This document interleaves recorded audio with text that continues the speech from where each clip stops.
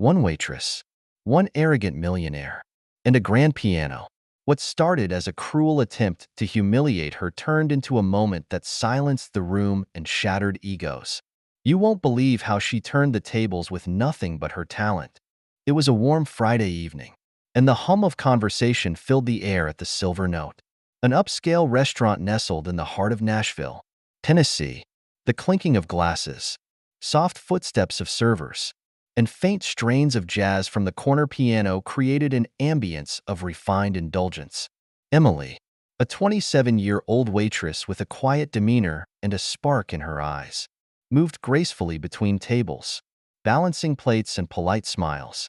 To most patrons, she was just another face in uniform, but inside, Emily carried dreams far bigger than the restaurant around her. Her passion wasn't serving tables, it was music. Ever since she was a child, the piano had been her sanctuary, a place where she could pour out her joys, sorrows, and unspoken thoughts. But dreams don't pay the rent. Long shifts at the Silver Note were her stepping stone toward attending the music conservatory she had dreamed of for years. Few people knew about Emily's talent, except her coworkers, who had occasionally caught her stealing moments at the old upright piano in the break room. That night, as the dinner rush began to ease, the door swung open, and in walked Hunter Grayson, instantly recognizable. The wealthy entrepreneur made an entrance like he owned the place. Flanked by his polished companions, Hunter exuded superiority, known for his sharp tongue and penchant for theatrics. His presence made even the most seasoned staff straighten their posture. Emily's co-workers exchanged knowing glances. Hunter was infamous for being a challenging guest. For Emily, though, he was just another table to manage on a long night's work. As Hunter scanned the room, his gaze landed on Emily. Something about her seemed to catch his attention. He paused, smirked, and leaned back in his chair. Emily felt the weight of his stare but brushed it off, focusing on clearing plates and refilling glasses. But Hunter wasn't done with her. He had already decided she would be his entertainment for the night. Emily had grown up in a small town in Georgia, where dreams of grandeur felt as distant as the stars. Her mother, a single parent, worked long hours as a nurse to support Emily and her siblings. Despite their modest means, music had always been a constant in their home. Their out-of-tune piano, gifted by a neighbor, became Emily's escape. While other kids played outside, Emily taught herself to play, mimicking songs on the radio and venturing into classical pieces. Her talent didn't go unnoticed. She performed at church, school recitals, and community events. But recognition didn't pay the bills. Scholarships didn't come through, and family responsibilities took precedence. By 18, Emily packed away her concert ambitions, replacing them with the practicality of earning a living. When she moved to Nashville, she took the job at the Silver Note not just for the paycheck, but because of the grand piano in the dining room. Knowing it was there gave her comfort, even if she rarely had time to play. That evening, as Hunter and his entourage settled in, Emily approached their table, balancing a tray with practiced grace.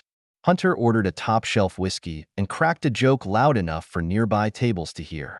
Emily offered a polite smile as she took their orders, her voice steady despite his unsettling energy. "Emily," Hunter said, glancing at her name tag, "sounds like someone with hidden talents." The comment caught her off guard, but she nodded politely and stepped away.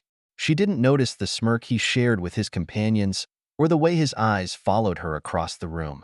By the time appetizers were served, Hunter was holding court, loudly recounting tales of his success and mocking those without ambition. His entourage laughed dutifully, while other diners shot annoyed glances in his direction. When Emily returned to their table to pour wine, Hunter caught her off guard. "Tell me, Emily," he said, his voice cutting through the noise. "What do you do when you're not carrying plates? Surely someone like you has dreams." Emily hesitated, then replied softly, "I play piano sometimes." Hunter's eyes lit up. "A pianist? Huh, how fascinating. Why don't you play us something?" Emily froze. "Oh, I couldn't," she said, forcing a nervous laugh. "I'm just here to work tonight." "Nonsense," Hunter boomed. "There's a piano right there. Show us what you've got." His companions chuckled, and other diners turned to watch. Emily's chest tightened under their stares. She wanted to say no, but Hunter's mocking tone dared her to rise to the challenge or crumble under its weight. "I really shouldn't," she stammered. Hunter smirked. "All talk, no talent? That's disappointing." The words stung. Emily's hands clenched at her sides. Her mother's voice echoed in her mind. "Never let anyone make you small. Emily, you're bigger than they'll ever know." "Fine," she said, her voice steady. "I'll play." The dining room fell silent as Emily approached the grand piano. The soft glow of the chandelier cast a spotlight on her as she sat down. Her fingers trembled as they hovered over the keys. She began to play Clair de Lune by Debussy. The first notes were hesitant but grew bolder as her confidence blossomed. The room transformed. The mocking energy faded, replaced by awe. Each note told a story, the sacrifices her mother made, the nights spent practicing in her small room, the dreams she deferred but never abandoned. By the time the final chord rang out, the room was still. Then, applause erupted. Diners stood, clapping with fervor. Her co-workers cheered, their pride evident. Hunter, however, sat frozen, his smirk replaced by discomfort. His slow, hollow applause couldn't overshadow what Emily had accomplished. "Everyone has a gift," she told him quietly. "It's how you choose to use it that matters." Hunter cleared his throat, fumbling for words. But the power dynamic had shifted. Emily wasn't just a waitress anymore. She was an artist, and the entire room knew it.